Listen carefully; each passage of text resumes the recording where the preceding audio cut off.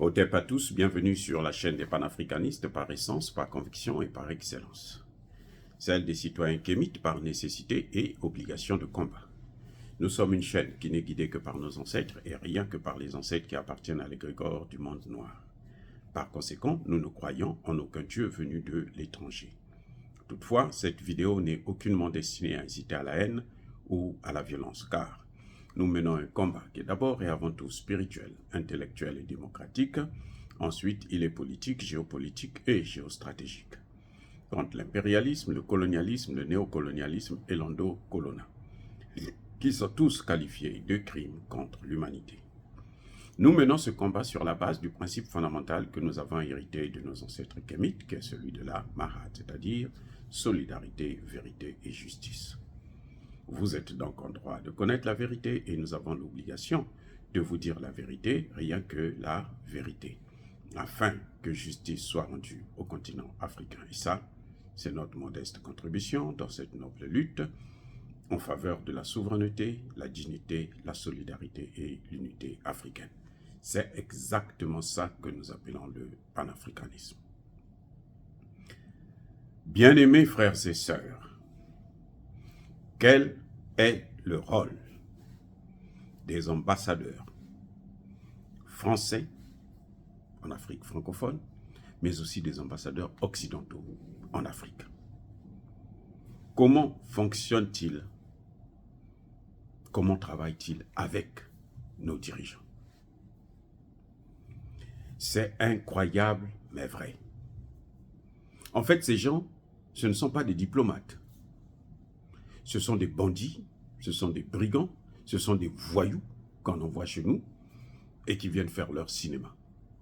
Ce ne sont pas des diplomates. Ça, ce n'est pas la diplomatie. Ah oui.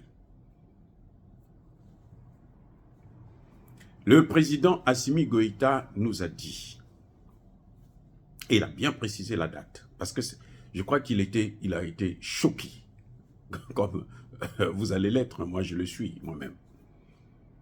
Le 9 juin 2021, l'ambassadeur de France au Mali vient voir Assimi Goïta. Il demande l'audience lui est accordée, il rentre, il rencontre le président, il s'assoit avec le président et il présente au président un document. Lequel? Quel est le contenu de ce document?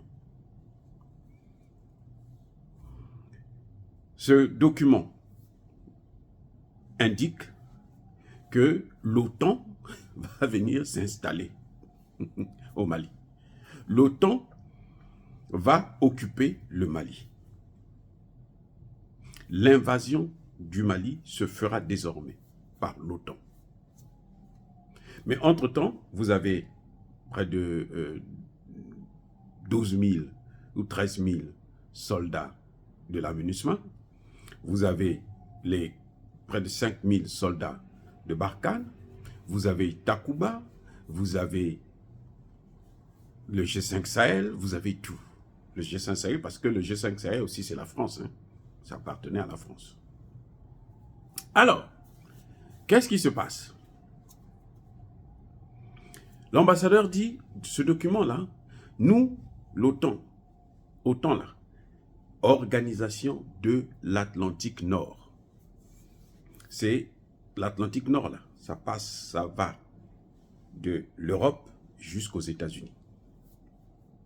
Nous sommes dans le sud. Et ils sont dans le nord. Organisation de l'Atlantique Nord. Donc, de l'Europe jusqu'aux États-Unis. Nous, on ne fait pas partie de cette zone géographique. Non, l'Afrique ne fait pas partie. Le Mali, encore moins. Mais quand même, ils disent que, oh, nous, on va s'étendre, on va venir maintenant occuper votre pays. Donc, vous devrez signer ici, là, pour nous donner cette autorisation. Monsieur l'ambassadeur, vous avez discuté avec mon gouvernement, vous avez discuté avec les autorités maliennes, vous avez discuté avec le précédent gouvernement, qu'est-ce qui se passe? C'est un document qui est préparé, rédigé par eux dans leurs officines, aux États-Unis, en France, en Allemagne, en Angleterre, et tous ils se sont accordés que nous allons occuper le Mali, avec l'accord du président malien. Monsieur le Président, Monsieur l'ambassadeur, pourquoi je dois signer ça? Non, parce que vous êtes le président, et est-ce que j'ai pas besoin? Vous savez pas que nous avons des assises? Non, c'est pas important. Ce qui compte pour nous, c'est votre signature dessus, et puis nous on vient, on occupe le pays. C'est notre pays, ça nous appartient. C'est pas étonnant que les Européens disent à Lavrov que l'Afrique nous appartient. Vous, on n'a pas envie de vous voir là-bas. Vous restez ailleurs, en Ukraine, mais ne venez pas en Afrique.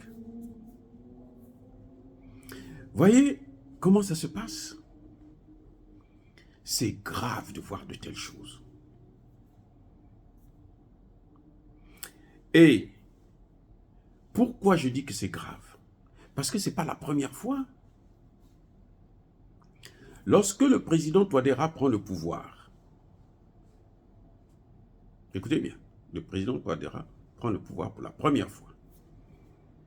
Le jour de la passation de service, la femme qui l'avait précédée, qui était la présidente, doit venir pour lui transmettre le témoin. Vous savez quoi? La France, à travers son ambassadeur, ils ont bloqué la femme. Eh oui. Ils ont bloqué la femme pour que la femme puisse signer un document antidaté. Donc ils amènent chez la dame, ils disent, signez-nous ça, nous prenons toutes vos matières premières, toutes les ressources du pays, c'est pour nous. La dame qui dit, mais on n'a jamais discuté avec vous de ça. Moi, je n'ai jamais signé. Je lui dis non, vous mettez la date antérieure là. Comme ça, quand vous partez, nous, on va présenter ça au nouveau président, à Touadéra, et puis Touadéra va continuer, nous, on va continuer à piller votre pays. La dame dit non, moi, je ne signe pas. Elle a été catégorique. Et ça a pris du temps, au point où le président Touadéra a prêté serment avec un léger retard, parce qu'on attendait justement la présidente qui devrait venir lui donner les oripeaux du pouvoir. C'est comme ça que ça se passe. Donc, ils prennent, ils font des choses chez eux, ils décident, et puis ils viennent nous demander de signer.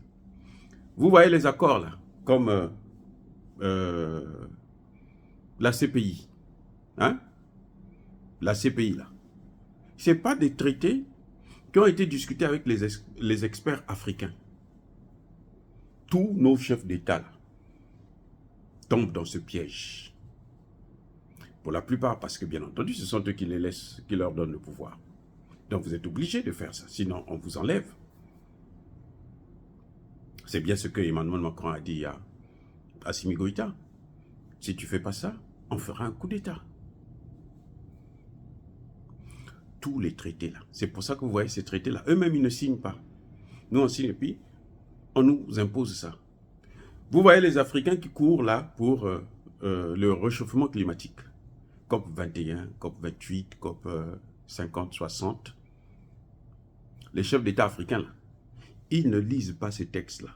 Ils ne sont pas impliqués dans la préparation de ces textes-là. Si quelqu'un vous dit ça, il a menti. Si un chef d'État africain vous dit qu'il a travaillé sur ce texte, il s'est assis, il a fait des propositions, c'est faux. Ce sont eux qui préparent et puis on dit signer. Et eux, ils signent. Ou on leur explique, non, c'est très bien pour vous. Il n'y aura pas de problème. On signe. Voilà comment nos chefs d'État nous condamnent. Et oui, nos chefs d'État nous condamnent et se condamnent eux-mêmes d'ailleurs. Parce que la CPI, là, c'est pour eux. Vous voyez comment on les prend, on les amène à la CPI comme des... Ils sont tellement nombreux à signer ces documents fallacieux, ces documents de merde, que on prend tout le monde, on met dans le groupe. Même ceux qui n'ont pas signé, ils subissent ça. C'est comme ça qu'a été créé le franc CFA. C'est le même. Hein? Donc, vous voyez, depuis 1945, quand De Gaulle crée le CFA, c'est la même méthode qui continue même Emmanuel. Donc, ils transmettent ça de président en président.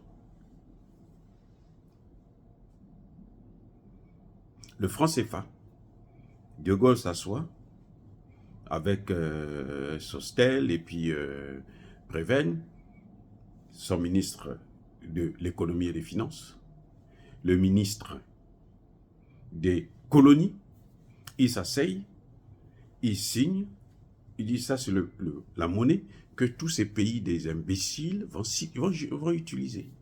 Ils nous ont pris pour des imbéciles. Ils disent, ces imbéciles-là, voilà la monnaie qu'ils vont utiliser. Le franc, c'est pas ce que vous avez vu qu'ils ont failli faire avec l'ambassadeur, et plutôt le président Assimi Goïta.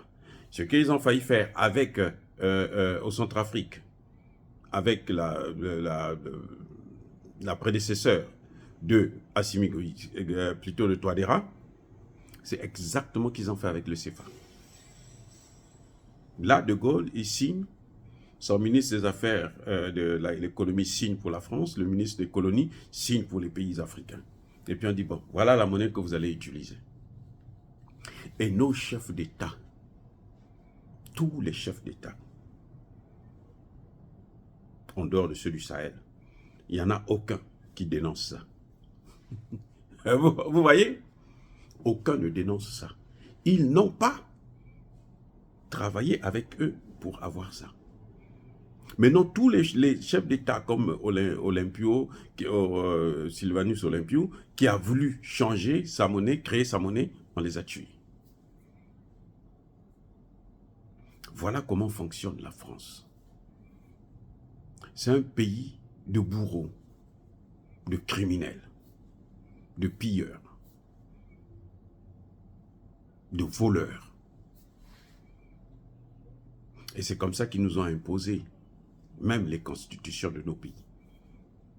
Ça quitte là-bas, on met ça dans l'avion, on vient en distribuer à tout le monde, on met seulement République du Congo, République du Cameroun, République du Tchad, allez. Le président Idriss Déby l'a dit. Il dit, moi, je ne veux pas un deuxième mandat. Il dit, oh non, ne t'en fais pas.